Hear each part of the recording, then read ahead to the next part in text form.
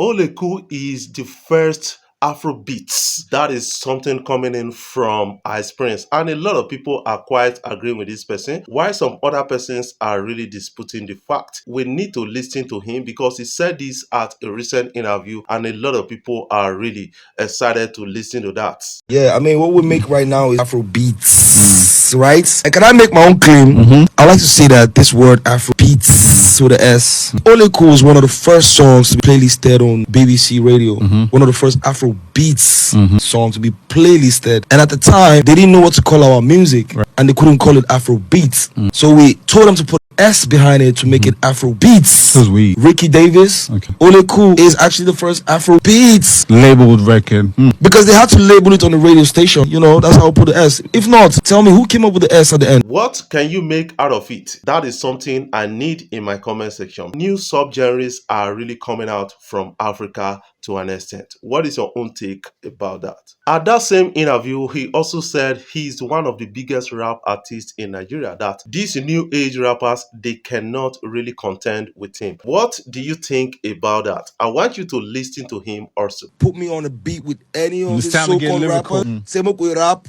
I promise you, if not maybe MI or Mode 9, Yeah. none of them can out Oh, rap shit. me. Yo, And Ice, come on. even my OGs, that shit, MI yeah. and Mode 9, they know that Ice will come through. Davido and Ruga are all outside right now. Expect a collaboration from them. That is one thing I'm seeing right now, because when Davido start rolling with you like this, you should expect a collaboration. What do you imagine with Davido, Ruga at a time like this? Do you think a combo of Davido and Ruga will make sense? That is something I want to hear from you guys.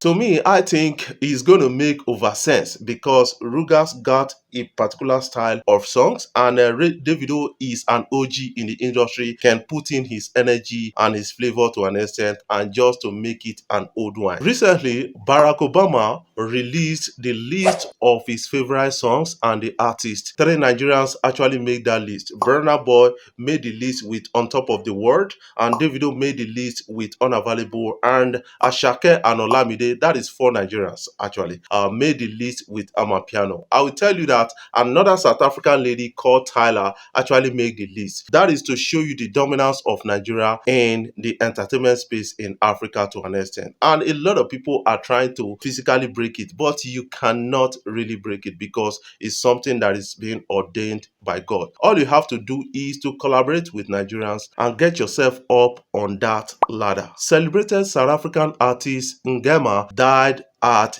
age 66 in an auto crash. This is actually a bad omen to South Africa. My heart goes out to South Africa at a time like this. He is impacted in the movie industry in South Africa also as early as in the 90s. He's also impacted in the music industry in South Africa, and one of the most celebrated artists or musician from South Africa. I think right now we are gradually losing a lot of personalities in South Africa. They need to find a lasting solution to this kind of things. We talked about AKA, we talked about another lady who lost her life. We're talking about another person, big legend in South Africa. We also talked about Lucky Dube to an extent, and a lot of others in South Africa. What is actually wrong in the South Africa music and entertainment industry? That is what a lot of people are really talking about, because they are dying young. How Congolese people sing Michael Jackson songs? Back in Congo, they don't speak English, right? The natural language isn't English. They'll be making their own lyrics to Michael Jackson just to sing the song. I didn't know Beat It was Beat It in my house. It was just Pile, Pile, Pile, Pile,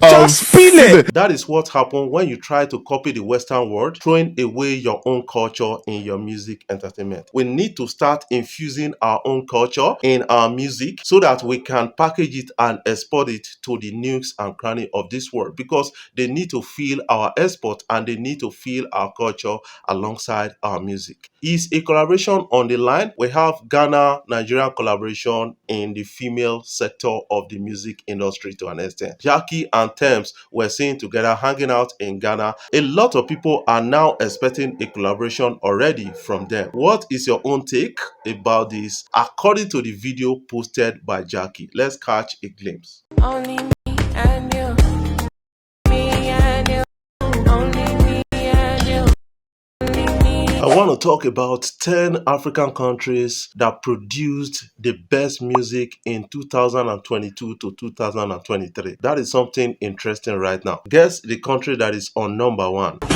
We are going to find out in this particular list. Before I jump right in, I want you guys to consider subscribing to my YouTube channel. Hit the subscribe button below, the bell notification icon to always get notifications each time we upload our videos. This statistics is according to Boomplay 2022, and a lot of people are really excited about the list, while some people are still surprised at the list right now. On number 10, we have Uganda. Uganda has artists like Bobby Wine, and this guy is one of the biggest artists in that part of Africa. He's been in the political landscape of that country, tried to run as the president of that country, although he was frustrated at the time because of the power that be. But he has been making great music and freedom fighting music. Ghetto Freedom and other soundtracks has been coming in from this guy, and a lot of people in that country, most of them are really afraid to make something global to an extent. That is one thing you need to understand. At the time, they extended it to Nigerian artists because Omale and Tems went to that country for a concert. That was immediately after the lockdown, and they were arrested and said they flouted COVID-19 order and all those kind of things. How tense the system and the music environment is in that country. On number 9, we have Cote d'Ivoire. Cote d'Ivoire has late DJ Arafat and a lot of artists out there. These guys have been making great music coming in from Cote d'Ivoire, and they are really embedded in the French language to an extent. And a lot of people can tell you that, yes, these guys are really classical when it comes to music to an extent. They have to focus on the global market to an extent. Now, we always talk about the global market when we talk about successes in the music environment. Cote d'Ivoire is a West African country, and this country has been known for its incredible performances at the football tournament in Africa and the world. But not only football right now, we're talking about their music landscape, and this country is one of the top music countries around the world. On number 8, we have